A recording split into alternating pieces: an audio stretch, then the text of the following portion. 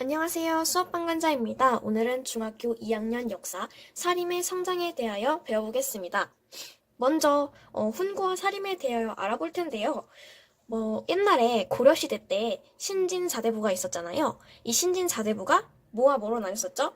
급진파, 온건파 이렇게 나뉘어서 한 명은 이렇게 이성계와 손을 잡아서 급진파 쪽은 이성계와 손을 잡아서 조선을 세우고, 그때 온건파는 약간 내쫓기듯이 지방에 가가지고 약간 봉사식으로 교육을 했었단 말이에요. 교육을 시켜주고 이렇게 해줬는데, 사림이 어쩌다가 등용되게 되었냐면은 성종이 생각을 해보니까 훈구들이 자꾸 정치에 개입을 하려고 해가지고 자신의 왕위가 약간 위태로워 보였나 봐요. 그래가지고 훈구를 견제시켜주려고 김종직을 비롯한 사림 세력을 등장시켜요. 이때 사림 세력은 온건파를 이렇게 이어받은 그런 케이스고요. 훈구는 급진파에서 이렇게 흘러나온 타입입니다.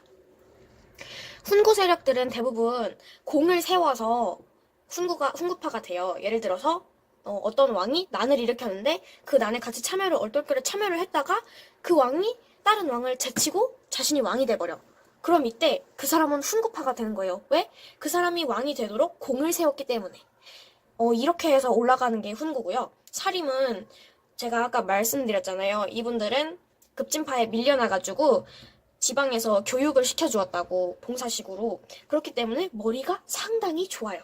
그래서 대부분 과거 시험으로 막 붙어가지고 주로 언론기관인 3사에서 이 훈구파를 견제했어요. 정말 똑똑했죠. 하지만 이 사람들은 지방의 중소지주에 이렇게 몰려서 있었기 때문에 약간 이분들보다는 아직까지는 경제적 기반이 그렇게 좋지는 못했어요. 훈구파는 어떤 거를 밀어붙였냐면은, 야, 우리 중앙집권 체제를 해야 될 것 같아요, 막 이러면서 했는데, 왜냐하면은 이게 훈구파는 왕에게 공을 세워서 진급이 된다고 했잖아요. 훈구파가 되거나.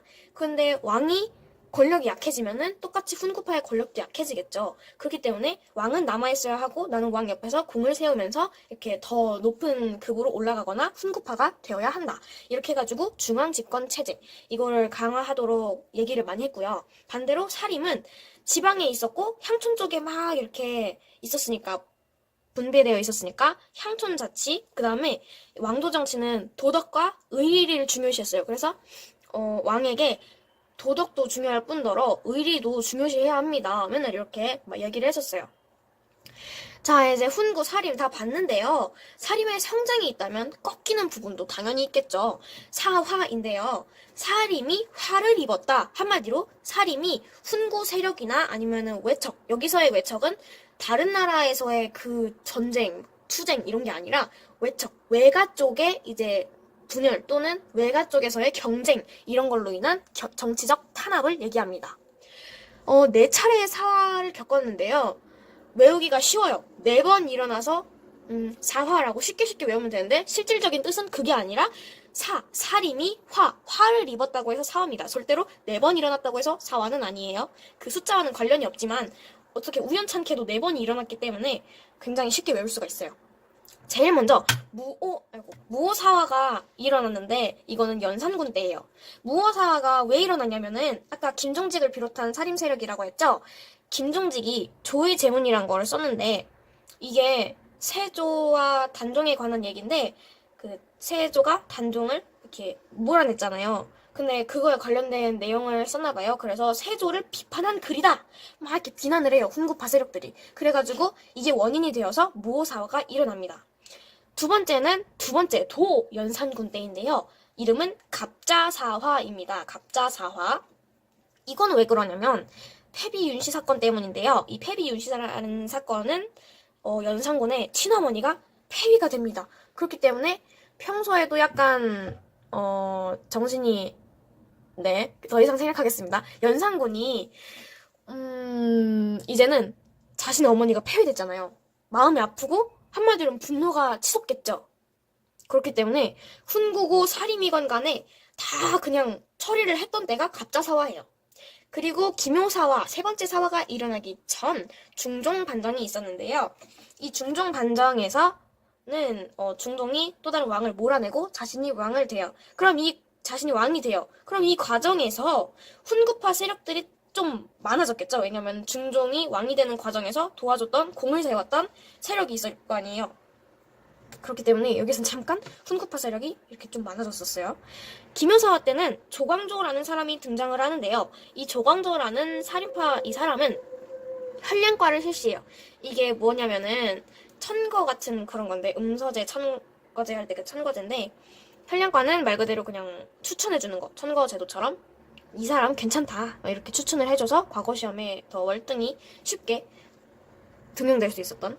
그리고 경연을 약간 많이 하자고, 경연을 활성화시키자고 주장을 했어요. 경연은 신하와 왕이 공적인 자리에서 서로 교육을 받고 이렇게 하는 거죠.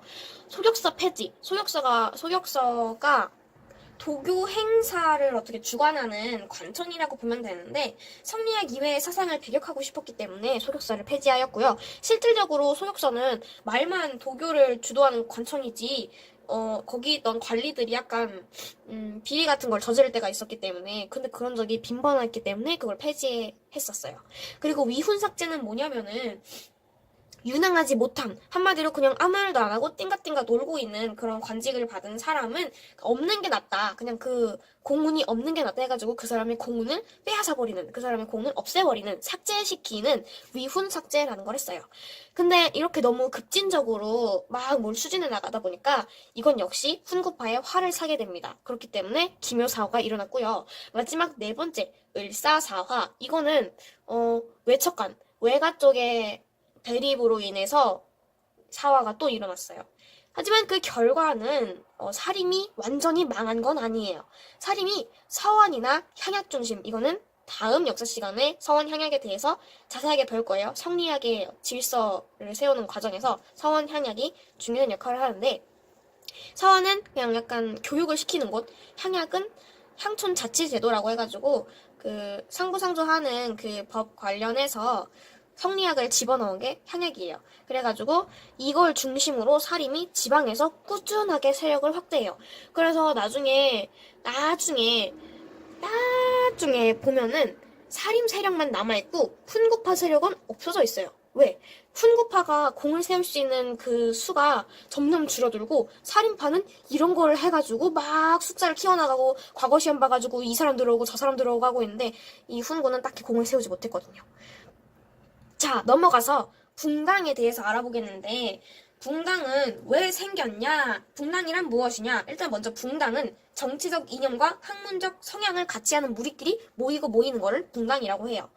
근데 이게 왜 생겼냐 하면은 이조전랑이라는 한 자리가 있어요. 그 계급?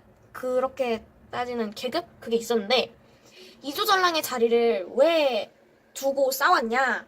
그 이유는요, 이조전랑은 3사의 관리를 뽑을 수가 있어요. 사헌부, 사관원, 홍문관 이런 3사의 관리를 자신이 직접 뽑을 수가 있었어요. 그리고 3사에 저 사람이 들어가면 좋을 것 같아. 아니, 이 사람이 들어가면 좋을 것 같다. 이런 식으로 추천을 해줄 수가 있었어요. 그렇기 때문에 이조전랑의 자리는 굉장히 중요했어요. 김효원과 심의겸으로 나뉘었는데, 김효원은 동인, 심의겸은 서인. 왜냐면은 김효원은 동쪽에 살고 있었고, 심의겸은 서쪽에 살고 있었기 때문에 동인과 서인으로 쉽게 분리를 한 거죠.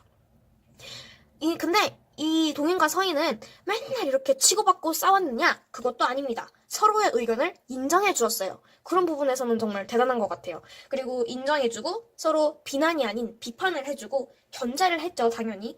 그러면서 굉장히 클린하고 건전한 정치를 전개했어요.